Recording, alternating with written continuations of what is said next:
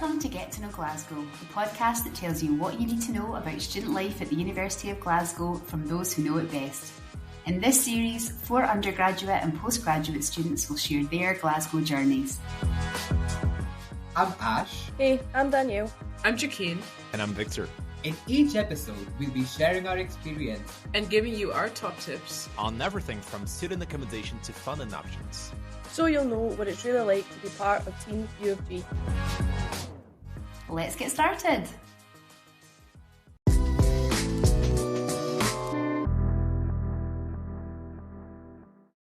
So, accommodation, what's been your experience with accommodation when you came to Glasgow? Or being an international student, I had so many misconceptions before moving to Glasgow because one, our uni is based in the West End, and for me, while I was sitting in India back home, I was literally like on Google Maps trying to figure out where the city center is and where the West End is.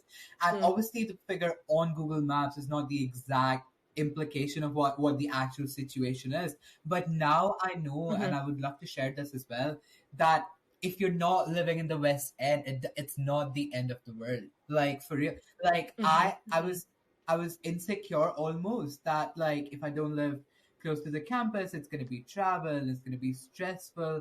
I feel like I've lived in like a triangle of the West End. So it's like right now I live in Partick, and then I used to I lived on Gibson Street, and then I lived on near the entrance of the park at Clifton, which is like the other side of the park. So I've literally lived in like a triangle across around uni. But I feel like I experienced doing private student accommodation. I didn't live in regular student accommodation. And I feel like a lot of people don't talk about that option as much. I do recommend it because I think people worry about the whole making friends option. But I've made friends in my private student accommodation. I'm still friends with one of my flatmates that I was with in first year.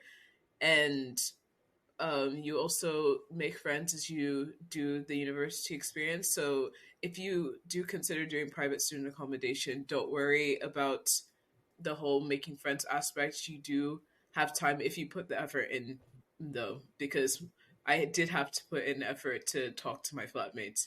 But if you put in that effort, then you will not have a problem with making friends. That's the thing, though, considering the amount of socializing events and socializing opportunities at our uni. Even if you're an introvert, you're going to be transformed for real when you graduate.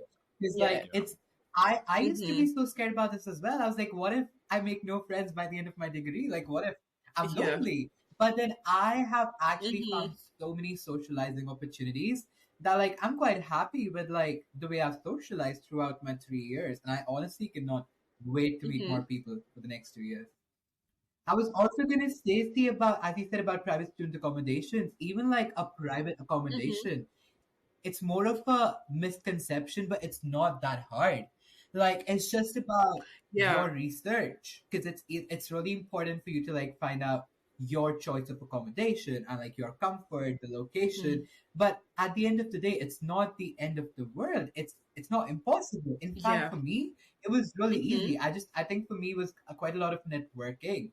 And like, since I knew some people who are involved in like finding houses or like we're looking for a house as well, like people, it was a cakewalk for real, like to find an accommodation. What kind of accommodations do you guys live in? So I'm in private, rented, but one of the things, when I first started university, I still lived at home with my parents, which was in East Kilbride.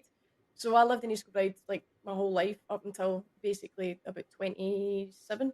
So it's important to remember, like, if you are worried about costs and stuff like that, look a little bit further outside of the city centre in the West End and stuff like that. So the West End is notoriously more expensive than sort of other areas, and you need to think, right, well, there are places in Glasgow such as the South Side, like Shawlands and other places you can look at East End and stuff like that, which the prices again go down.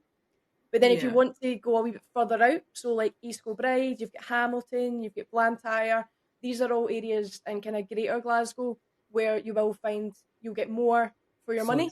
But you need to take into consideration, obviously, your travel. So if you drive, then you're talking 25 minutes to sort of the areas in Greater Glasgow. If you don't drive, then make sure you're kind of near train stations. And again, it's probably about a half an hour train. So it's about offsetting your costs, travel costs and accommodation. If you want to be a bit closer and you want to be able to walk to university, then yeah, you'll be saving money on your transport. So you can always factor that in, you know. So it's all about kind of making these decisions based on how close you want to be, how much money you want to spend on your accommodation in comparison to travel. And all of these things add up. But don't be scared to look out with Glasgow, because the transport links are there. Trains, buses, you know, you might spend a wee bit more time a wee bit earlier in the morning having to get up, but these are the things that you have to do. And as I say, I lived in East Kilbride, which is about 25 minutes to drive there. When you look at it on a map like you were saying, Ash, you don't really get the idea of how close these places actually are. And it is a lot easier than you might think. So true. Don't be scared to look out with the city centre and the West End. You don't need to be right next to uni. As a side note, I was going to say, see apps like First Bus, where it's so easy to track buses. There's like trackers in every bus around Glasgow. You can literally track the bus on the map. For me, it has made my life so much easier. Like, I literally leave my flat and I'm on the First Bus app, and it's perfect. Like, it's hard to believe, but transport and travel is so well planned in a city like Glasgow, and I love that. Victor, how was staying in student accommodation? So my first experience was, when I first came to Glasgow in 2021, I had very specific needs because I came, to Scotland with my partner. So, and like, obviously, like coming, from Brazil to Scotland, it's really difficult to get private accommodation right away. So we applied for a family flat at Lister House. Actually, we applied for a family flat at the university, and we knew that, it was likely that we would get one at Lister House, which was what happened. So Lister House is one of the university accommodations that stays in the West End, kind of, north of the university. It's kind of a cluster. So you have Lister House, you have Queen Margaret, and there's another one that's really close by that I can't remember right now which one, the name, but anyways. So, and Lister House is a university accommodation that's, mostly dedicated to postgrad students and students who come with their families. So, I was included in both categories, so I just got allocated there. Yeah. And, well, it was a really nice place to start, because, it really has everything that you need. And I remember that I was super, anxious to apply for accommodation. So, I remember that I got my offer in, say, October 2020. And then, on the day, applications open for accommodation, I didn't even wait for them to be announced. I just placed my application, before, the word was even out on Twitter and whatnot. So I just applied super early, and yeah, it was a pretty good place. We just stayed there for about a year, and it's a really nice part of the West End because it's a very residential sector of the West End. So True. it's really close to the Kelvin River. It's really close to the Forth and Clyde Canal. So I just loved taking walks around it. It's a really quiet and peaceful place. So yeah, I would definitely recommend. As a side note, by the way, since about your situation, it's also really cool how our university is so accommodating with different disabilities. Because I know I have friends who have disabilities and they live in uni accommodations, and they have literally everything they need. And I love that, the way university is so accommodating for different kinds of people. I was also gonna ask about, we're all in private flats type of accommodation.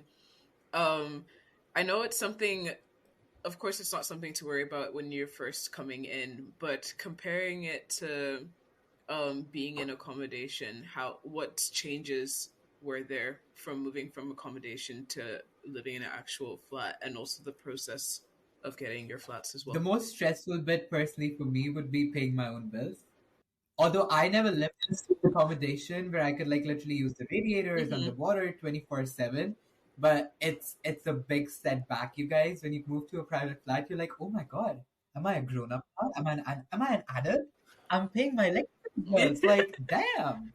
Are you also have you remembered to get a discount on your council tax?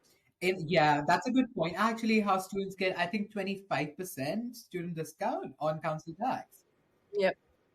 If two people I think are full time students in the same flat, which was the case with me and my partner, you get 100% discount, so you don't pay council tax. Just remember, when you're a student, if you're living in private accommodation, go onto your student portal and apply for a council tax discount. It's literally just a swipe, like click yes, and then you're done.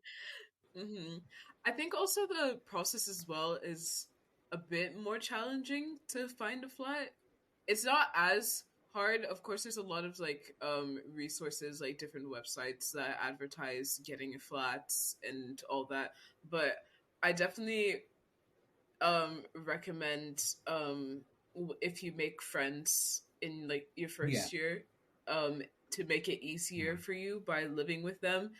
I also recommend not expanding over 3 people, because I've heard a lot of people complaining about living with 5 different people, and then all of a sudden it's like, oh, everybody's falling out, and then it's like they cluster and have to look for different flats. So stick it to 3. I'm living in a flat of just me and 2 other people, and it's very nice. It's very peaceful. It's also just clean, making sure that you're maintaining things around your. It also applies to accommodation, because making sure everybody's sticking to their tasks and all that, because some people can be very clean, some people can be very messy. So it all just depends on where you're living, and what your standards are as a person, to make sure you're considering what you like, and then seeing the criteria, and if it matches you. Don't overstep your boundary if you're looking for housing. Yeah.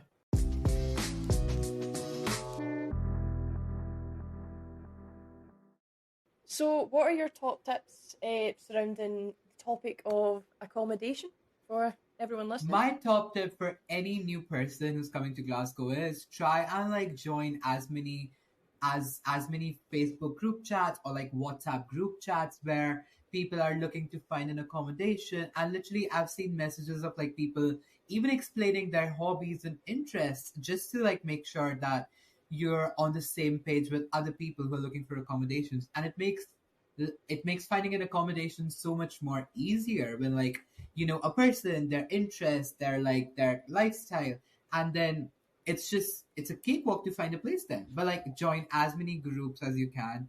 It's all about networking. Like, I've always found, I've been living in private accommodations all my degree almost now, and so it's not hard, obviously, but it does take a lot of effort. So like, try and network as much as you can through these groups. Yeah. My top tip would be, either if you're going to stay, if you're planning to stay at university accommodations or private accommodations, I would recommend you to do your search and do your applications all far in advance. Like, that's what has saved my life so many times over. So as I was mentioning before, like, when I applied to come to the university to find an accommodation at the university, I just applied in the first day, like at the very first opportunity that I had, to make sure that I would get it. And like, doing everything far in advance will always help you. So especially like if you're going for, let's say, private accommodation, this will really help you, get a place that you would really like to be in, and not be forced to be somewhere just because it's what's left. I'd also say, to add on to that, make sure you have all of your resources, especially if you plan on like moving into a flat. Make sure you have like everything intact, because the flat market is a very tough game. It's like first come, first serve. So make sure you have everything, and then start applying, and then you can be on top of your game if you find something that you like. I'd also say that there's a lot of different options for accommodation, both private and for the uni. the uni has, I think it's 3 or 4 different types of accommodation. And they're all different types of living spaces. Some places it's like you have your own rooms where you're not sharing with anybody. It's your own private space, your own bathrooms. Some places you'll have sharing one big hall and then you're all sharing one bathroom. But it also all depends on what you like and what you prefer. Yeah. There's so many resources and information available on the website as well, by the way, about the student accommodations. That is really helpful.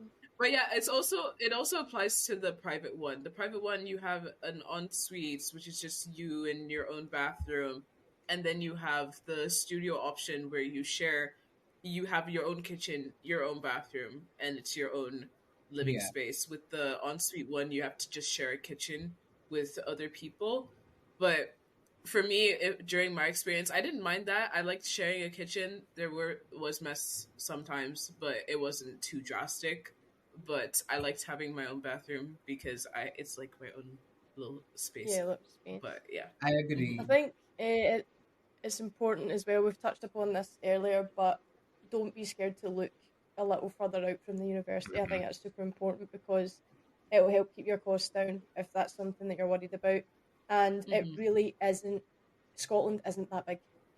So when you see kind of places in Greater Glasgow, it realistically isn't that long of a journey.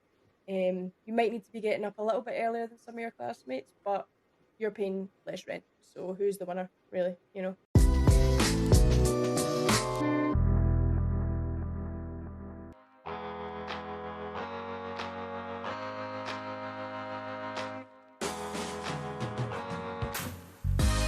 We hope this episode has been useful.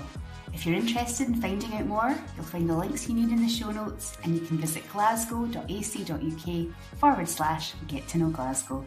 Thank you for listening, and bye for now.